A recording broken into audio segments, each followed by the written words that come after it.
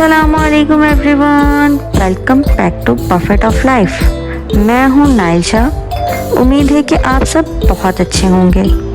Seriously मैं खुद भी बहुत एक्साइटेड हूँ आज का व्लॉग शूट करने के लिए, क्योंकि काफ़ी दिनों बाद वापसी हुई है। एक्चुअली रमज़ान के आखिरी दिनों में सब कुछ इतना मसरूफ़ हो जाता है, बस वही होता है ना कि सब कुछ सो ओवरवेलमिंग लगता है। इबादत, घर के काम, शॉपिंग, सब कुछ बस इसी चक्कर में एक हफ्ता कैसे गुजर गया और पता ही नहीं चला। बट नो वरीज, बिकॉज आज मैं आपको लेकर चलने वाली हूँ अलविदाई रमज़ान की एक कंप्लीट जर्नी में। आज के व्लॉग में होगी सहरी की मज़ेदार तैयारियाँ, इफ्तार का स्पेशल मेन्यू, अम्मी के घर की चहल पहल, शॉपिंग और मज़ेदार स्ट्रीट फूड। तो अगर आपको भी रमज़ान की वाइब्स मिस करनी है तो बस व्लॉग एंजॉय करें। So let's get start. तो ये था सहरी का टाइम। मेरे हस्बैंड आज नाइट मैच खेल कर आए थे, तो आज उनकी ख़ास फरमाइश थी कि वो आज की सहरी में अंडा पराठा खाना चाहते हैं। पूरे रमज़ान में बस 1 से 2 बार ही उन्होंने कोई सहरी की फरमाइश की होगी। वैसे तो इफ्तार के बाद रात का खाना ही हमारी सहरी होती है, क्योंकि इफ्तार के बाद रात का खाना काफ़ी लेट हो जाता है। बट जब भी वो कुछ खाने के लिए कहते हैं तो मैं हमेशा फ़ौरन उनकी फरमाइश पूरी करने की कोशिश करती हूँ। तो सहरी का वक्त था और मैं ऑलरेडी थोड़ा सा लेज़ी फील कर रही थी, क्योंकि रात काफ़ी देर से सोई थी, क्योंकि ईद की तैयारियों में मसरूफ़ रही थी। घर के काम, सफाई वगैरह, और सबसे ज़्यादा थका देने वाला काम पर्दे वॉश किए थे। लेकिन जैसे ही मेरे हस्बैंड ने कहा यार आज अंडा पराठा खाने का दिल चाह रहा है, तो फिर मैंने भी कहा चलो भाई, आज रमज़ान का आखिरी जुमा है तो इनकी भी विश पूरी कर देते हैं। मैंने जल्दी से डफ रेडी किया, पराठे बनाए और साथ ही एक कड़क चाय बनाई, जो कि मेरी सहरी की अल्टीमेट कंफर्ट ड्रिंक है। साथ ही मैंने अपना और हस्बैंड का फेवरेट शीर खुरमा भी बनाया, जो कि basically a rich creamy dessert होता है। इमेजिन एक बोल में गरम गरम शीर खुरमा और साथ में क्रिस्पी पराठा, मतलब एक परफेक्ट रमज़ान सहरी वाइब। अब सहरी के बाद मैंने सोचा दिन भर घर बैठने के बजाय अम्मी के घर चलते हैं। एक्चुअली मम्मी अपने भांजे की ईदी के लिए शॉपिंग में मसरूफ़ थी, तो मैंने कहा why not spend some time with my own family. Husband ने भी फ़ौरन एग्री कर लिया और हम निकल पड़े अम्मी के घर। अम्मी के घर पहुंचते ही एक अलग ही कंफर्ट फील हुआ, जैसे सब कुछ अपने जैसा हो।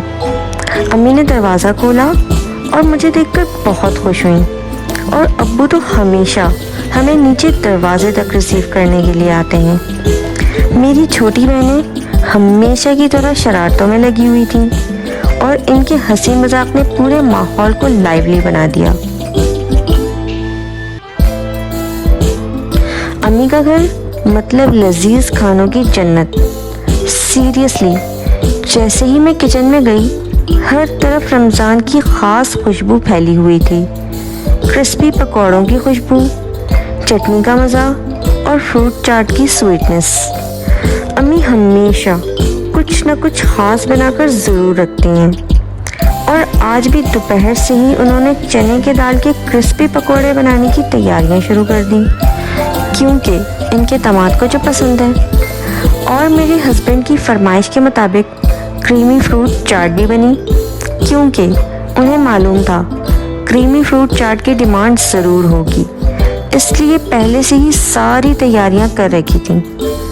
अम्मी ने बहुत मोहब्बत से ये सब कुछ तैयार किया, और मैंने सोचा कि क्यों ना आप सबके साथ भी ये स्वीट मोमेंट शेयर करूं।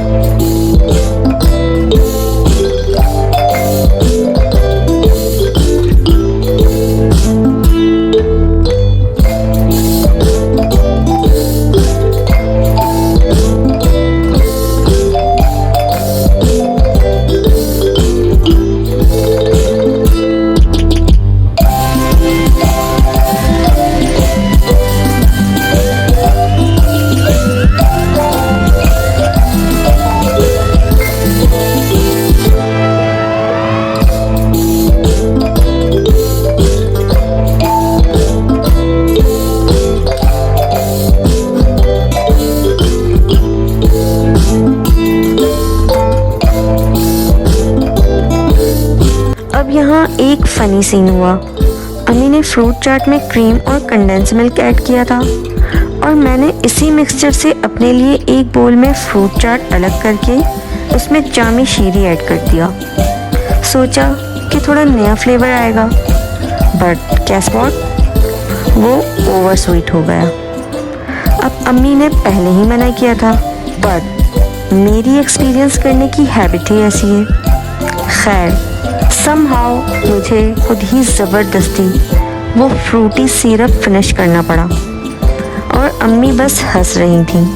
और सबक ये था कि अम्मी की रेसिपीज़ में कभी एक्स्ट्रा ट्विस्ट मत दो, क्योंकि अम्मी हमेशा सही होती हैं और आप लोग कभी ऐसा एक्सपेरिमेंट मत करना।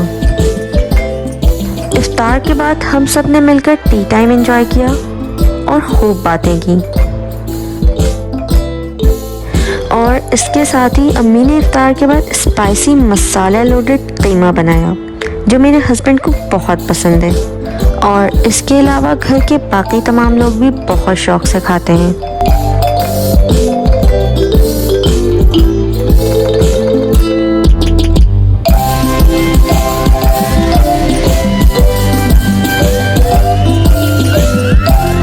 हम सब ने एक साथ मिलकर ये मसाला लोडेड कीमा बहुत इंजॉय किया और मैंने फ़ौरन कहा ये तो हम सहरी के लिए भी रख लेंगे, और अम्मी ने एक्स्ट्रा बना दिया ताकि सहरी में भी खाया जा सके। तो ये टाइम था रात का। मेरी बहन ने कहा चूँकि मैं आ गई हूँ तो क्यों ना ईद के लिए कुछ शॉपिंग कर ली जाए। हम सब ने शॉपिंग का प्लान बनाया, क्योंकि ईद के लिए एसेसरीज़ भी तो अब तक मिस थी। हम निकले मॉल की तरफ और जैसे ही मार्केट पहुँचे, ओ माय गॉड, रमज़ान की आखिरी रातों का वही crazy rush. Now shopping was a whole adventure. मेरी बहन को अपने लिए ईद के कपड़ों में कुछ भी पसंद नहीं आ रहा था। हमने मॉल की एक एक शॉप एक्सप्लोर कर ली, बट इस लड़की को कुछ भी पसंद नहीं आया। आखिरकार हम सब घूम घूम कर थक चुके थे।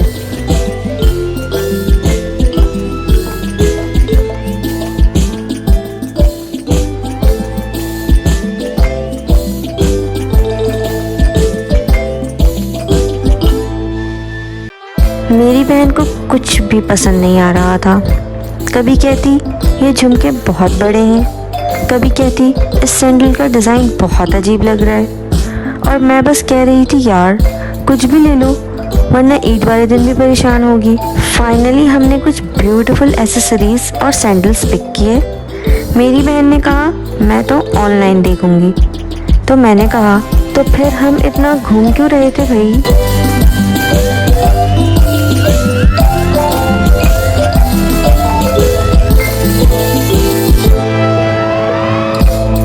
शॉपिंग के बाद भूख लगना तो लाजमी था, तो सबसे पहले हमने मज़ेदार गोलगप्पे खाए और इनका टैंगी स्पाइसी वाटर ऐसा था कि बस माउथ एक्सप्लोजन ऑफ फ्लेवर्स। साथ ही चॉप्स हुए और आइसक्रीम भी खाई, क्योंकि भाई मिडनाइट स्नैक्स की वाइब ही अलग होती है, स्पेशली जब आप शॉपिंग के बाद रिलैक्स कर रहे हो।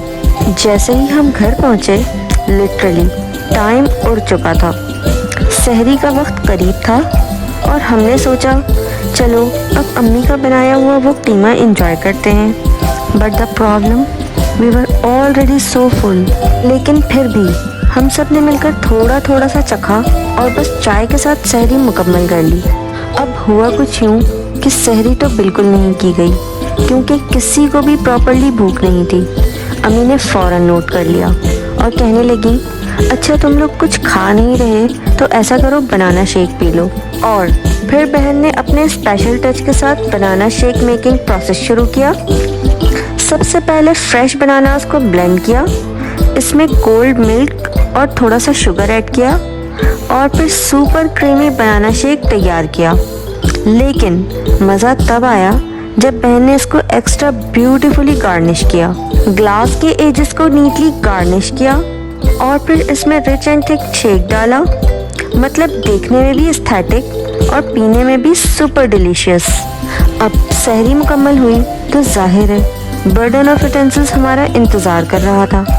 तो तो मैंने सोचा चलो आज बर्तन धोने का ये सीन भी व्लॉग में कैप्चर करते हैं। जैसे ही बर्तन धोना शुरू किया, साथ ही सेटिस्फाइंग ASMR वाइब्स भी आ गई। वाटर स्प्लैशिंग साउंड, यूटेंसिल्स की खनक और हर चीज़ स्पार्कलिंग क्लीन होती हुई। ये वो रियलिटीज़ ऑफ व्लॉगर लाइफ हैं, capturing food, enjoying moments and of course cleaning up afterwards। और इसके साथ ही रमज़ान व्लॉग का एंड हो गया। Now next vlog is going to be super exciting because Eid की तैयारियां अभी बाकी हैं। So don't forget to like, comment and subscribe. Stay happy, stay blessed. Till then, thank you so much for watching. Take care. Allah हाफिज़। Bye bye.